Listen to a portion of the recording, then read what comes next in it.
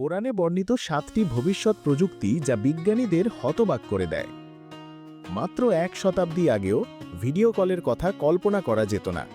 কিন্তু কি হবে যদি আমি আপনাদের বলি যে পবিত্র কোরআন এই প্রযুক্তি সম্পর্কে 1400 বছর আগেই ইঙ্গিত দিয়েছিল। আর শুধু এটাই নয়, বিমানে করে এক মহাদেশ থেকে অন্য মহাদেশে মানুষ বহন করা, অন্ধত্ব নিরাময় করা এবং আরও অনেক প্রযুক্তিগত উন্নতির কথাও বলা হয়েছে। কোরআন এমন একটি গ্রন্থ যা বহু রহস্য ধারণ করে। এটি এমন বার্তা ও ইঙ্গিতে পরিপূর্ণ যা প্রতিটি যুগের জন্য সূক্ষ্মভাবে লুকিয়ে রাখা হয়েছে। এখন পর্যন্ত আমরা এর অনেক বৈজ্ঞানিক অলৌকিক ঘটনার সাক্ষী হয়েছি। মহাবিশ্বের সম্প্রসারণ থেকে শুরু করে ভ্রূণের বিকাশের বিভিন্ন পর্যায় পর্যন্ত, গভীর সমুদ্রের অন্ধকার থেকে বায়ুমণ্ডলের বিভিন্ন স্তর পর্যন্ত অনেক বৈজ্ঞানিক তথ্য আবিষ্কারের বহু শতাব্দী আগেই কুরআনে উল্লেখ করা হয়েছিল। কিন্তু কি হবে যদি আরও কিছু থাকে? যদি আমরা কেবল এর উপরিভাগের সামান্যই আঁচড় দিয়ে থাকি আর এখনও উন্মোচনের জন্য অনেক কিছু বাকি থাকে? কি হবে যদি ভবিষ্যতের প্রযুক্তির সূত্রগুলো এর আয়াতের মধ্যে লুকিয়ে থাকে? যদি আপনারা প্রস্তুত থাকেন, চলুন একে একে সেগুলো অন্বেষণ করি। সূরা আল আনামে আমরা এই আয়াতটি দেখতে পাই, ওয়ালা রতুবিন ওয়ালা ইয়াবিসিন ইল্লা ফি কিতাবিম মুবিন। এর অর্থ হল, এমন কোনো আর্দ্র বা শুষ্ক জিনিস নেই যা সুস্পষ্ট কিতাবে লেখা নেই। সুতরাং এই আয়াত অনুসারে সব কিছুই কুরআনে রয়েছে, তবে বিস্তারিতভাবে বা নাম ধরে নয়, বরং বিভিন্ন চিহ্ন, সারসংক্ষেপ এবং মৌলিক নীতির মাধ্যমে। বিখ্যাত ইসলামী চিন্তাবিদ বদিউজ্জামান বলেন যে এই আবিষ্কারগুলোর কিছু কিছু নবীদের কাহিনী এবং তাদের মোজেজার অলৌকিক ঘটনার মধ্যে লুকিয়ে রাখা হয়েছে। প্রকৃতপক্ষে আল্লাহ তাদের কাহিনীর মাধ্যমে আমাদের কিছু বিষয় সম্পর্কে জানিয়েছেন। তিনি মানবজাতিকে প্রযুক্তিগত অগ্রগতির চূড়ার কথা কল্পনা করতে শিখিয়েছেন এবং ইঙ্গিত দিয়েছেন যে একদিন এই ধরনের আবিষ্কারগুলো করা সম্ভব হবে। এখন আমরা নবীদের 7টি মোজেজা নিয়ে আলোচনা করব যা কুরআনে উল্লেখ করা হয়েছে এবং এর মধ্যে লুকিয়ে থাকা ইঙ্গিতগুলো তুলে ধরব। আমরা যতই শেষের দিকে যাব, এই নিদর্শনগুলো আপনাকে আরও বেশি অবাক করবে। 7 নম্বর, নবী সুলাইমান আলাইহিসসালাম এবং সেবার রানীর সিংহাসন। সূরা নামলের 38 থেকে 40 নম্বর আয়াতে একটি অত্যন্ত আকর্ষণীয় ঘটনা বর্ণনা করা হয়েছে। এই আয়াতগুলো অনুসারে সুলাইমান আলাইহিসসালাম বহু দূরবর্তী দেশ থেকে সেবার রানীর সিংহাসন তার কাছে নিয়ে আসার জন্য বলেন। তখন এমন একজন ব্যক্তি যার কাছে ঐশী কিতাবের জ্ঞান ছিল, তিনি বলেন যে তিনি চোখের পলকেই তা নিয়ে আসতে পারেন, আর সাথে সাথেই সিংহাসনটি সুলাইমান আলাইহিসসালামের সামনে উপস্থিত হয়ে যায়। সুতরাং যে সিংহাসনটি ইয়েমেনে ছিল তা কোনোভাবে হয়তো শারীরিকভাবে উপস্থিত হয়, অথবা দামেস্কে একটি চিত্র বা ছবি হিসেবে দেখা যায় যা হাজার হাজার কিলোমিটার দূরে অবস্থিত। উপরন্তু তারা সিংহাসনের চারপাশে থাকা মানুষদের দেখতে এবং তাদের কণ্ঠস্বরও শুনতে পেত। 6 নম্বর, নবী সুলাইমান আলাইহি এবং পশুদের সাথে কথোপকথন। কুরআনে আমরা দেখতে পাই যে সুলাইমান আলাইহি পশুদের ভাষা জানতেন এবং তাদের সাথে যোগাযোগ করতে পারতেন। সূরা নামলের 18 নম্বর আয়াতে উল্লেখ করা হয়েছে যে তিনি পিঁপড়াদের ভাষা বুঝতেন এবং 22 নম্বর আয়াতে পাখির ভাষাও বুঝতেন। তাহলে এখানে কি ধরনের ইঙ্গিত দেওয়া হয়েছে? আসলে পশুদের ভাষা বোঝা এটাই নির্দেশ করে ভবিষ্যতে মানুষ হয়তো বুঝতে পারবে পশুরা কিভাবে যোগাযোগ করে এবং তাদের কি কি ক্ষমতা রয়েছে। সর্বোপরি আমরা জানি যে সুলাইমান আলাইহি তাদের ভাষা জানতেন, তাদের ক্ষমতা আবিষ্কার করেছিলেন এবং তার কাজে তাদের ব্যবহার করেছিলেন। একবার ভেবে দেখুন, যদি আমরা পশুদের ক্ষমতা পুরোপুরি বুঝতে পারি, তাহলে আমরা দৈনন্দিন জীবনের অনেক ক্ষেত্রে তাদের বিভিন্ন কাজ দিতে পারব। এটি এমন একটি বিষয় যা আমরা ইতিমধ্যেই শুরু করেছি। 5 নম্বর, নবী সুলাইমান আলাইহিসসালাম এবং বাতাস। সুলাইমান আলাইহিসসালামকে দেওয়া আরেকটি মুজিজা ছিল বাতাসকে নিয়ন্ত্রণ করার ক্ষমতা। এর মাধ্যমে তিনি খুব অল্প সময়ে দীর্ঘ পথ ভ্রমণ করতে পারতেন। সূরা সাবাতে আল্লাহ বলেন, এবং সুলাইমানের জন্য আমরা বাতাসকে অনুগত করেছিলাম, যার সকালের যাত্রা ছিল 1 মাসের পথের সমান এবং বিকালের যাত্রাও ছিল 1 মাসের পথের সমান। এই আয়াতে বর্ণনা করা হয়েছে যে যেই যাত্রায় সাধারণত 1 মাস সময় লাগত তা দিনের দিন একটি অংশে সম্পন্ন করা যেত। এটি কি ভবিষ্যতের প্রযুক্তি, যেমন উড়োজাহাজের দিকে একটি স্পষ্ট ইঙ্গিত নয়?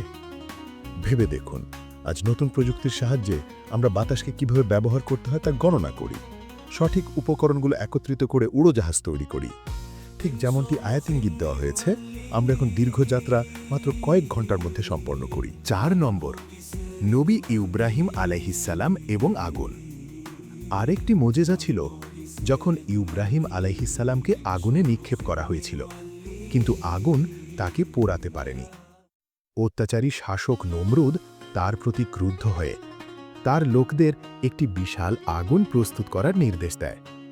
কিন্তু যখন ইব্রাহিম আলাইহিসসালামের শিখার মধ্যে নিক্ষেপ করা হয়, তখন একটি আশ্চর্যজনক ঘটনা ঘটে। আগুন তাকে কোনোভাবেই ক্ষতি করতে পারেনি। অবশ্যই এটি এই মহান নবীর জন্য একটি বিশেষ মোজেজা ছিল, কিন্তু একই সাথে আমরা এই মোজেজার মধ্যে ভবিষ্যতের জন্য ইঙ্গিত দেখতে পাই। ইব্রাহিম আলাইহিসসালামকে আগুন পোড়াতে না পারার পাশাপাশি তার পোশাকও অক্ষত ছিল।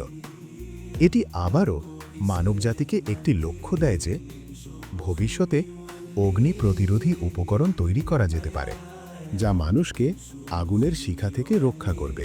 3 নম্বর, নবী মুসা আলাইহিসসালাম এবং 12টি ঝর্ণা। সূরা বাকারায় মুসা আলাইহিসসালাম তার লাঠি দিয়ে একটি পাথরে আঘাত করেন এবং সাথে সাথেই 12টি ঝর্ণা প্রবাহিত হতে শুরু করে।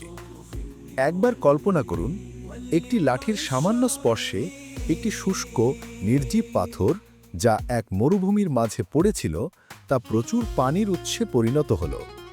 12টি ঝর্ণা বইতে শুরু করল এবং তৃষ্ণার্ত মানুষেরা অবশেষে তা থেকে পানি পান করল। কিন্তু এই মোজেজার মধ্যে আর কি বার্তা লুকিয়েছিল? এটি আসলে দেখিয়েছে যে মাটির নিচ থেকে পানি উত্তোলন করা সম্ভব। অন্য কথায়, এটি ড্রিলিং প্রযুক্তির দিকে ইঙ্গিত করে, যা আমরা আজ ব্যবহার করি। এই পদ্ধতিটি 19 শতকের এবং এর আবিষ্কারের পর থেকে ড্রিলিং মেশিন আমাদের ভূগর্ভস্থ পানি, তেল এবং অন্যান্য প্রাকৃতিক সম্পদ আহরণে সহায়তা করেছে। 2 নম্বর, নবী ঈসা আলাইহিসসালাম এবং তার নিরাময়ের মোজেজা। সূরা আলে ইমরানে ঈসা আলাইহিসসালাম, যাকে যিশু নামেও অভিহিত করা হয়, তিনি বলেন, এবং আমি জন্মান্ধ ও কুষ্ঠরোগীকে নিরাময় করি এবং আল্লাহর অনুমতিতে মৃতকে জীবিত করি। এগুলো ঈসা আলাইহিসসালামের সবচেয়ে পরিচিত মোজেজাগুলোর মধ্যে কয়েকটি। চলুন আমরা এর একটির দিকে আরও গভীরভাবে নজর দিই, জন্মান্ধদের নিরাময় করা।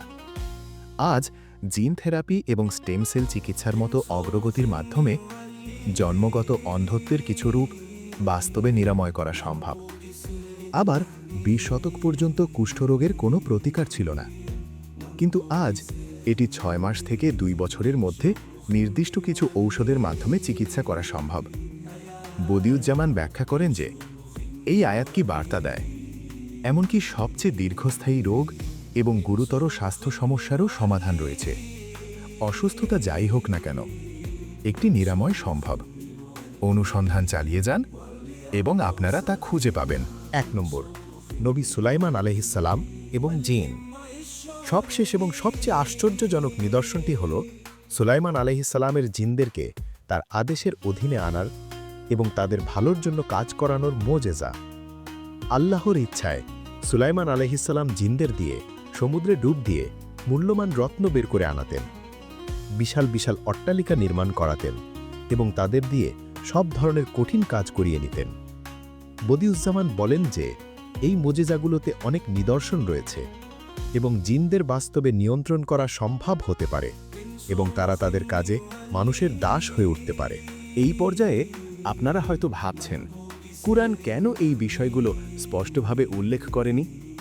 এর কারণ হল, কুরআনের মূল উদ্দেশ্য বিজ্ঞান বা প্রযুক্তি সম্পর্কে সরাসরি ব্যাখ্যা দেওয়া নয়, সর্বোপরি এটি এই বিষয়গুলোর উপর কোনো পাঠ্যপুস্তক নয়। কুরআনের মূল বিষয়গুলো হল তাওহীদ, আল্লাহর একত্ববাদ, পরকাল, নবুয়ত, ন্যায় বিচার এবং ইবাদত। কিন্তু যেহেতু প্রযুক্তিগত আবিষ্কারগুলো আল্লাহর নিয়ামত এবং এগুলো মানব জীবনের একটি বড় অংশ হয়ে উঠেছে, তাই কুরআন এগুলোকে পুরোপুরি উপেক্ষা করেনি। তাই সর্বজ্ঞানী আল্লাহ বিভিন্ন চিহ্ন ও ইঙ্গিতের মাধ্যমে এগুলো উল্লেখ করেছেন।